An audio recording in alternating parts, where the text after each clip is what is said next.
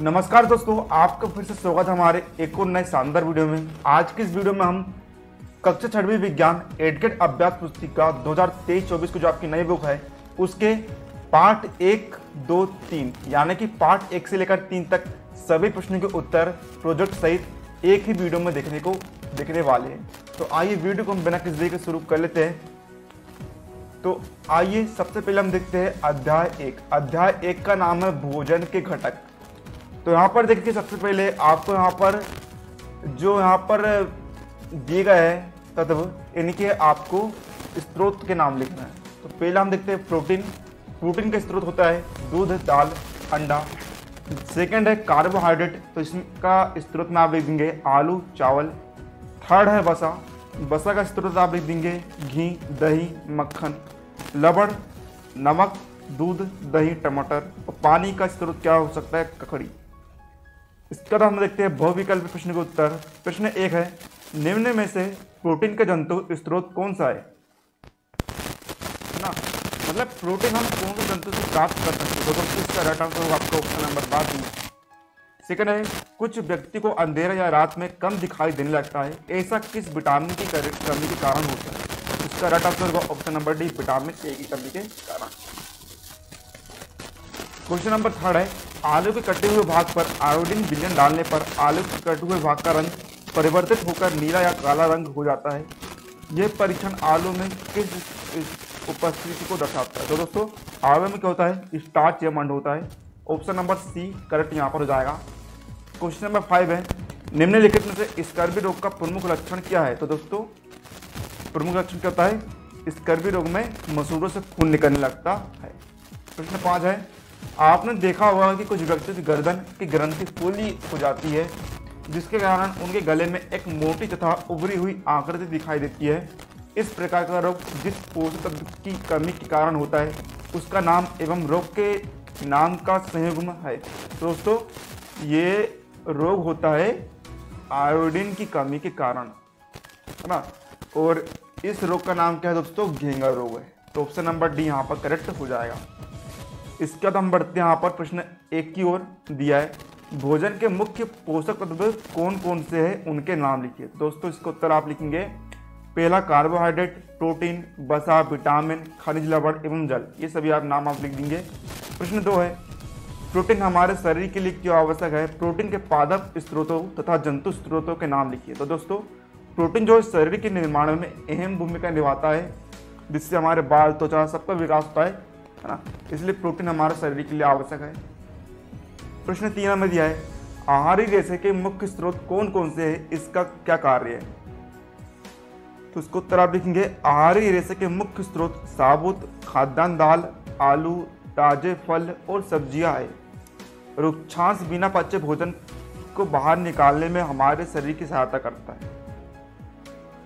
आहारी रेशे का दोस्तों हम फाइबर भी कह सकते हैं। फाइबर जो है भोजन को पचाने का बहुत अच्छा काम करता है। प्रश्न 4 है दोस्तों, यहाँ पर किसी कागज पर तेल की बूंद गिर जाने पर धब्बा क्या बन जाता है? इस धब्बे से होकर आने वाला प्रकाश कैसे दिखाई देता है? उत्तर, किसी कागज पर तेल की बूंद गिर जाने पर वसा की उपस्थिति के कारण धब्बा बन जाता है ना? तेल में दोस्तों क्या होता है? वसा होता है। इस कारण क्या होता है दोस्तों? वह धब्बा बन जाता है। इस धब्बे से होकर आने वाला प्रकाश धुंधला दिखाई देता है, साफ साफ दिखाई नहीं देता है ना? अब बढ़ते हैं यहाँ पर लघुत्तरीय प्रश्न की ओर। प्रश्न 5 है, कार्बोहाइड्रेट के प्रमुख स्रोतों को चित्र बनाकर उनके नाम लिखिए। उसको तरह हम देखते हैं, कार्बोहाइड्रेट के प्रमुख स्रोत पहला है पपीता, दूसरा है आम, तीसरा मक्का, चौथा गेहूं, पांचवा आलू, छठा तरबूज आदि, है ना? उचित तरह दोस्तों देखिए, आप इस तरह बना देंगे तरबूज, गेहूं और आलू के। विटामिन सी के प्रमुख स्रोतों को चित्र से बताइए। तो दोस्तों, इस तरह आप चित्र बना दीजिएगा, है ना? इसके प्रमुख स्रोत है नींबू, टमाटर, संतरा। प्रश्न 7 है, अभावजन्य रोग किन्हें कहते हैं?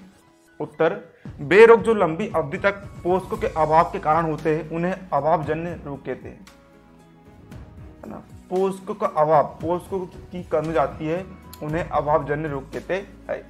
प्रश्न 8वां है, संतुलित आहार हमारे शरीर के लिए क्यों आवश्यक है? उत्तर, एक या अधिक पोषक तत्वों के अभाव से हमारे शरीर में रोग अथवा विकृतियां उत्पन्न हो जाती है। अतः सभी अभावजन्य रोगों की रोकथाम हेतु संतुलित आहार हमारे शरीर के लिए आवश्यक है। प्रश्न 9 है, विटामिन और खनिज लवणों के अभाव के कारण होने वाले प्रमुख रोग कौन कौन से हैं, इनके प्रमुख लक्षण भी बताइए। तो यहाँ पर देखिए कि कॉलम बने आपके विटामिन अभावजन्य रोग लक्षण। तो ये दोस्तों आप सारे कॉलम में लिख लीजिएगा पूरा उत्तर, है ना, इतना पूरा आपको लिख लेना है। इसके बाद प्रश्न 10 है, खाद्य पदार्थों में प्रोटीन का परीक्षण किस प्रकार किया जाता है, समझाइए। यानी कि प्रोटीन कितना है चेक किस प्रकार किया जाता है। उत्तर, जिस खाद्य पदार्थ का परीक्षण करना होता है तो पहले उसका पेस्ट अथवा चूर्ण बना लिया जाता है, फिर उसकी थोड़ी मात्रा लेकर उसे पीस कर या मसल कर एक साफ परख नली में डाल देते हैं। अब उस परख नली में 10 बूंद जल डालकर उसे अच्छी तरह से हिलाते हैं। अब ड्रॉपर की सहायता से परख नली में 2 बूंद कॉपर सल्फेट का विलयन तथा 10 बूंद कास्टिक सोडा का विलयन डालते हैं। अब परख नली को अच्छी तरह से हिलाकर कुछ मिनटों के बाद हम देखते हैं कि परख नली में डाले गए पदार्थ का बैंगनी रंग हो जाता है। बैंगनी रंग खाद्य पदार्थ में प्रोटीन की उपस्थिति दर्शाता है ना। जो बैंगनी रंग होता है वह खाद्य पदार्थ में प्रोटीन की उपस्थिति को दर्शाता है। अब बढ़ते हैं वहाँ पर प्रोजेक्ट कार्य 1 की ओर। यहाँ पर हमें दिया है विभिन्न प्रकार के भोज्य पदार्थों की सूची बनाकर उनके पोषक तत्वों को सारणी अनुसार लिखिए। तो आइए देखते हैं इसको उत्तर। एक कॉलम बना देंगे आप, है ना, भोज्य पदार्थों के नाम और उनमें कौन सा पोषक तत्व है इसके बारे में हम लिखेंगे। तो पहला है अनाज, इसमें होता है कार्बोहाइड्रेट, मूंगफली में वसा होता है, गन्ने में कार्बोहाइड्रेट, दाल में प्रोटीन, गेहूं में कार्बोहाइड्रेट, दूध में प्रोटीन, अंडा में वसा होता है। प्रोजेक्ट कार्य 2 है, भोजन में प्रोटीन के कुछ 4 पादप स्रोत एवं कुछ 4 जंतु स्रोतों के नाम लिखकर दिए गए स्थानों पर उनके चित्र चिपकाइए या फिर बनाइए। दोस्तों देखिए इस तरह देखिए दोस्तों, यहाँ पर पादप स्रोत और जंतु स्रोत को देखिए, हमने यहाँ पर चार पादप स्रोतों के यहाँ पर नाम लिख दिए है, चना, मटर, सोयाबीन, गेहूं, और उनके चित्र यहाँ पर बना दिए है। इसी तरह 4 जंतु स्रोतों अंडा, दूध, मछली, मांस के नाम लिख दिए और चित्र यहाँ पर बना दिए। तो दोस्तों इस तरह हमने यहाँ पर पार्ट 1 का संपूर्ण उत्तर देख लिया है। पार्ट 2 में बहुविकल्पी प्रश्न हमें दिए गए है ना। पार्ट 2 की ओर हम बढ़ते हैं। तो दोस्तों बहुविकल्पी प्रश्न का उत्तर हम देखते हैं। सबसे पहले प्रश्न 1 हमें दिया है, निम्न में से कौन से पदार्थ जल में पूर्णतः विलय है। तो इसका राइट आंसर होगा दोस्तों नमक जो है ना, जल में पूर्णतः विलय। विलय का मतलब क्या होता है दोस्तों, विलय का मतलब होता है घुलना। विलय का मतलब होता है घुलना, है ना। मतलब कि जो जल नमक होता है ना दोस्तों, नमक जो है जल में पूरी तरह घुल जाता है। सेकंड क्वेश्चन है यहाँ पर, निम्न में से असंगत वस्तु को पहचानिए। तो यहाँ पर देखिए दोस्तों, पहला दिया ताला, कील, लोहे की छड़। देखिए दोस्तों ताला, कील, लोहे की छड़ तीनों किससे बनी होती है, लोहे से। तो यहाँ पर सबसे अलग वस्तु क्या है, प्लास्टिक की डोरी, ये प्लास्टिक की बनी होती है। ऑप्शन नंबर डी करेक्ट यहाँ पर हो जाएगा। प्रश्न 3 में दिया है, लोहे को किसमें डुबाकर रखने पर वह अपनी चमक खो देगा। तो इसका उत्तर होगा दोस्तों शीतल पाई में। प्रश्न 4 है, निम्न में से चमकदार पदार्थ कौन सा है ना। तो देखिए मतलब कि जो पदार्थ चमकता है, तो दोस्तों स्टील का चम्मच जो है सबसे ज़्यादा चमकदार होता है ना, वह चमकता है बहुत ज़्यादा, है ना। आप स्टील के चम्मच को धूप में लाकर रख देंगे तो वह क्या है, चमक मारता है। प्रश्न 5 है, निम्न में से कौन सी वस्तुएं पारदर्शी होंगी। तो इसका राइट आंसर होगा ऑप्शन नंबर सी, तीसरा व चौथा, है ना। आवर्धक लेंस और कांच का गिलास दोनों क्या होगी, पारदर्शी वस्तु है। यानी कि इनमें से प्रकाश, सूर्य के प्रकाश जो है एक पार से दूसरी पार जा सकता है। अब देखिए दोस्तों यहाँ पर हम बढ़ते हैं अति लघु उत्तर प्रश्न की ओर। प्रश्न 1 हमें दिया है, हमें पदार्थों को समूह में रखने की आवश्यकता क्यों पड़ती है। उत्तर है ताकि उनका सुगमता पूर्वक अध्ययन कर सके, है ना। अलग अलग यदि हम वर्ग में रख देंगे तो क्या हमें आसानी से उसका अध्ययन, पढ़ाई हम उसकी कर सकते हैं। प्रश्न 2 है, दुकान में रखी बोतलें कांच के पदार्थ से क्यों बना जाती है। उत्तर, कांच अन्य पदार्थ से क्रिया नहीं करता और वे पारदर्शी होता है ना। जैसे कि देखिए यदि आप कांच की जगह पे कोई दूसरा पदार्थ लेंगे आप, है ना, तो जो जैसे कि कांच में समझ लो दवाई है, दवाई जो है कांच से क्रिया नहीं करेगा, कांच जो है दवाई से क्रिया नहीं करेगा। और दूसरा कारण यह है कि ये पारदर्शी होता है, एक पार से हम दूसरी पार दे सकते हैं, इसलिए दुकान में रखी बोतलें कांच के पदार्थ से बना जाती है। प्रश्न 3 हमें दिया है, दिए गए पदार्थ से मिलकर बनी विभिन्न प्रकार की वस्तु की सूची बनाइए। तो देखिए यानी कि हमें देखिए यहाँ पर पदार्थ का नाम दिया है और पदार्थ से बनी वस्तु का नाम दिया है। तो देखिए पहला हमें दिया लकड़ी, लकड़ी से कौन कौन सी वस्तु बन सकती है, खिड़की, दरवाजे, कुर्सी, टेबल आदि। कागज से बन सकती है किताब, कॉपी, अखबार आदि। तो ये इन सभी के नाम देखिए आप इस तरह लिख लीजिएगा। प्रश्न 4 है, पदार्थ को किस आधार पर समूह में बांटा जाता है। उत्तर, पदार्थों को धातु, अधातु, उपधातु तथा अक्रिय पदार्थों के आधार पर समूह में बांटा जाता है। प्रश्न 5 है, कठोर या कोमल पदार्थ की पहचान किस प्रकार की जा सकती है। उत्तर, कठोर या कोमल पदार्थ का हम एक दूसरे पर खरोंच मारकर पता लगा सकते हैं। यदि एक वस्तु दूसरी वस्तु पर खरोंच मार देती है तो पहली वस्तु कठोर है और दूसरी वस्तु कोमल।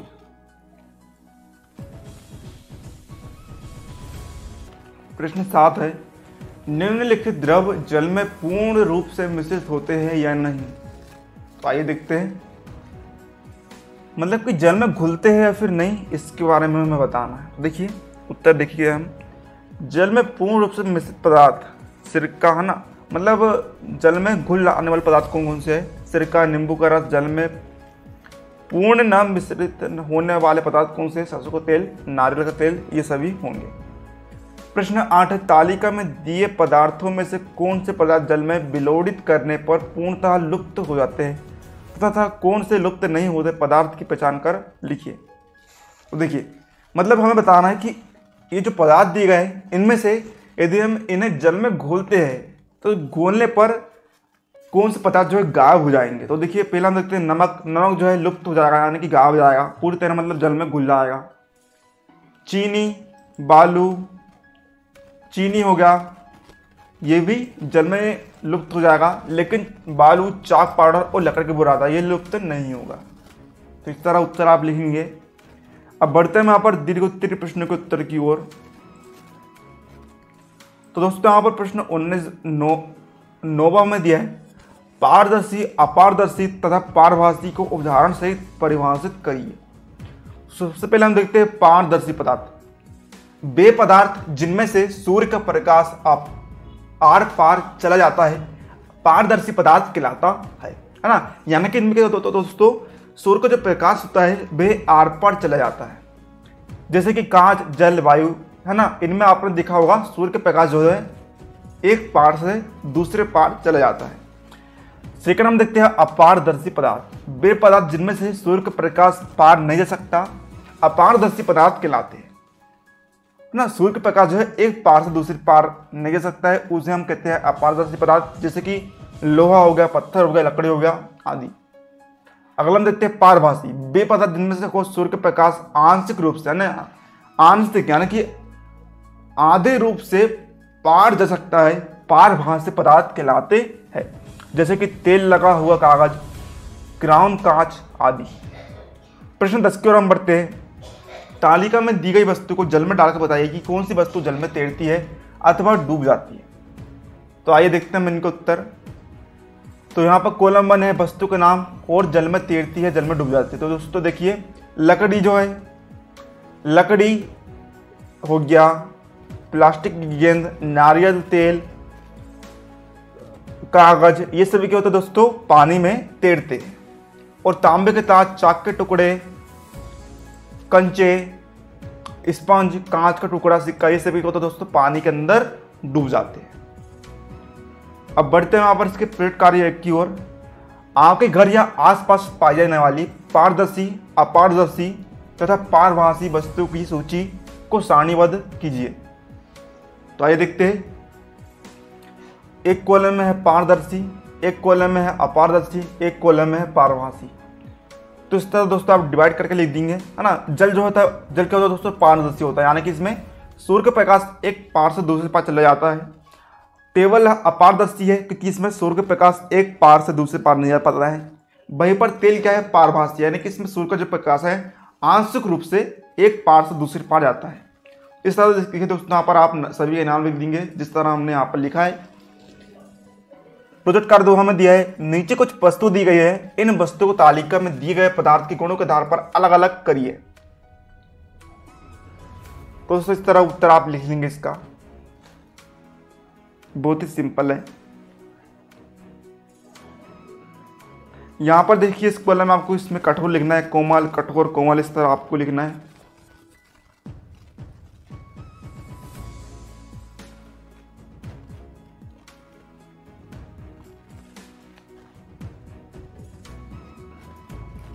तो इस तरह दोस्तों हमने यहाँ पर पार्ट 2 के सभी प्रश्नों के उत्तर देख लिए। अब हम बढ़ते हैं अध्याय 3 की ओर। अध्याय 3 का नाम है पदार्थों का पृथक्करण। तो आइए इसके सभी प्रश्नों के उत्तर हम देखेंगे। तो दोस्तों यहां पर हमें दिए गए है, देखिए पहला क्वेश्चन दिया है, यदि चाय बनने के बाद उसे छलनी द्वारा अलग न की जाए तो क्या होगा? अपने विचार लिखिए। लिखेंगे आप, चाय में चाय पत्ती के पदार्थ रहेंगे जिन्हें हम नहीं पी सकते हैं और चाय का टेस्ट भी अच्छा नहीं लगेगा। इसी प्रकार यदि अनाज से कंकड़ पत्थर अलग न की जाए तो क्या होगा? अपने विचार लिखिए। उत्तर, अनाज में कंकड़ होने से उसे हम खा नहीं सकते हैं। बहुविकल्प प्रश्न की ओर हम बढ़ते हैं। प्रश्न 1 हमें दिया दोस्तों, सूखे पौधों की डंडियों से अन्न, कड़ों अथवा अनाज को पृथक करने के प्रक्रिया को क्या कहते हैं? तो दोस्तों इसका उत्तर होगा यहाँ पर निष्पादन कहते हैं। सेकंड क्वेश्चन है, गेहूं, चावल या दाल में से कुछ बड़े मिट्टी के कणों या पत्थर को पृथक करने में किस विधि का उपयोग करते हैं? हाँ, तो हम हस्त चयन का उपयोग करते हैं ना। आपने देखा होगा आपके घर में मम्मी जो होती है, गेहूं जब बीनती है तो क्या करती है? हाथ से जो है कंकड़ को अलग करती है ना। मशीन द्वारा हम उसका उपयोग नहीं करते, मशीन आती भी नहीं उसकी। प्रश्न 4 हमें दिया है, यदि आपको पानी और नारियल के तेल के मिश्रण में से दोनों को पृथक पृथक करना हो तो आप किस विधि का उपयोग करेंगे? उत्तर होगा निस्तारण। प्रश्न 5 समुद्री जल से नमक किस विधि द्वारा बनता है? उत्तर है बाष्पन। प्रश्न 1 हमें दिया है, यहाँ पर अब हमें पदार्थों को पृथक्करण की आवश्यकता क्या होती है? तो दोस्तों पृथक्करण का अर्थ क्या होता है? वस्तु को अलग अलग करना, है ना। मतलब हम पदार्थों में से जो मिश्रित वस्तु है उनको अलग अलग करने की आवश्यकता क्यों होती है? उत्तर, हमें निम्न कारणों से पदार्थों के पृथक्करण की आवश्यकता होती है। पहला, हम पदार्थों में उपस्थित हानिकारक पदार्थों को अलग कर लेते हैं। सेकंड, पदार्थों को अलग अलग कर हम अलग अलग प्रयोग कर सकते हैं। प्रश्न 2 है, आप पानी से भरे गिलास में नारियल तेल गिर जाने पर किस प्रकार अलग करेंगे? उत्तर, पानी से भरे गिलास में नारियल तेल गिर जाने पर निस्तारण द्वारा उसे पृथक कर सकते हैं। प्रश्न 3, चालन विधि का प्रयोग किन पदार्थों के पृथक्करण हेतु किया जाता है? उत्तर, चालन विधि का प्रयोग पत्थर, डंडिया तथा भूसा जो निष्पावन तथा वेसिंग के बाद गेहूं में रह जाते हैं को दूर किया जाता है। प्रश्न 4, मक्खन को कौन सी विधि द्वारा और किससे निकाला जाता है? उत्तर, मक्खन को पृथक करने के लिए दूध या दही का मंथन किया जाता है ना। इस तरह देखिए यहाँ पर घोड़नी का प्रयोग किया जाता है और मक्खन को पृथक, मक्खन को अलग कर लिया जाता है। प्रश्न 5 है दोस्तों, यहाँ पर समुद्री जल से नमक किस प्रक्रिया द्वारा प्राप्त किया जाता समझाइए? उत्तर, समुद्री जल से नमक बाष्पन की प्रक्रिया द्वारा प्राप्त किया जाता है। जब समुद्र के जल को बड़े बड़े उथले गड्ढों से में भरकर छोड़ दिया जाता है तो सूर्य के प्रकाश से जल गर्म होकर बाष्पन द्वारा धीरे धीरे वाष्प में बदलने लगता है। कुछ समय बाद सारा जल वाष्पित हो जाता है। धातु की प्लेट एवं केतली की सहायता से बाष्पन संघनन की प्रक्रिया को चित्र सहित समझाइए।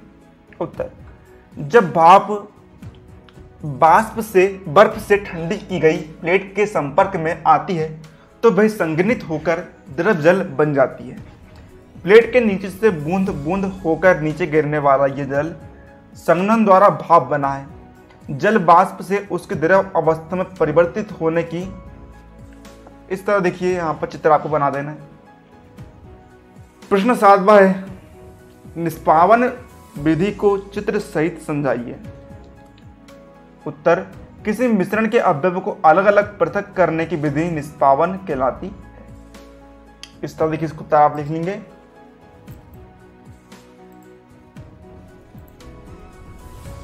प्रश्न 8वां है, अपसाधन, निस्तारण और निस्यंदन विधियों को समझाइए। तो अपसाधन विधि हम देखते हैं, मिश्रण में जल मिलाने पर भारी अवयवों के नीचे तली में बैठ जाने के प्रक्रम को अपसाधन कहते हैं, है ना। क्या होता है दोस्तों, कोई मिश्रण होता है जिसमें जल मिलाते हैं तो जो भारी अवयव होते हैं, जो भारी पदार्थ होते हैं, वे नीचे तल में बढ़ जाते हैं। इसके प्रक्रम को हम अपसाधन कहते हैं। निस्तारण, अपसाधित मिश्रण को बिना हिलाए धूल को मिट्टी सहित उड़ाने की क्रिया को निस्तारण कहते हैं। निस्यंदन, किसी ठोस कणों को द्रव या गैसीय पदार्थ में फिल्टर पेपर के सहायता से पृथक करना ही निस्यंदन कहलाता है। प्रश्न 9 है, संतृप्त विलयन से आप क्या समझते हैं? उत्तर, जिस विलयन में कोई पदार्थ और अधिक न घुल सके वे उस पदार्थ का संतृप्त विलयन कहलाता है। उदाहरण, रेत में अधिक मात्रा में मिले नमक की पुनः प्राप्ति नहीं की जा सकती क्योंकि नमक की मात्रा संतृप्त विलयन बनाने के लिए आवश्यक मात्रा से बहुत अधिक थी। इस तरह दोस्तों यहाँ पर देखिए प्रश्न 10वां दिया है, फिल्टर पेपर से अशुद्धि दूर करने की प्रक्रिया चित्र सहित समझाइए। तो दोस्तों इस तरह उत्तर आप लिखेंगे इसका।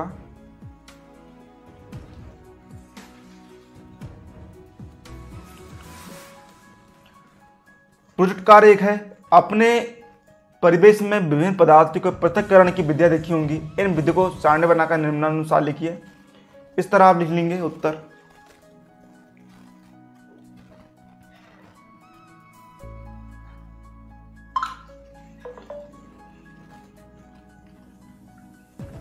प्रोजेक्ट कार्य 2 है, आप निम्न मिश्रण को कैसे पृथक करेंगे? आपके दैनिक जीवन के अवलोकन के आधार पर अन्य उदाहरण लिखिए। तो इस तरह इसका उत्तर भी आप यहां पर लिख लेंगे।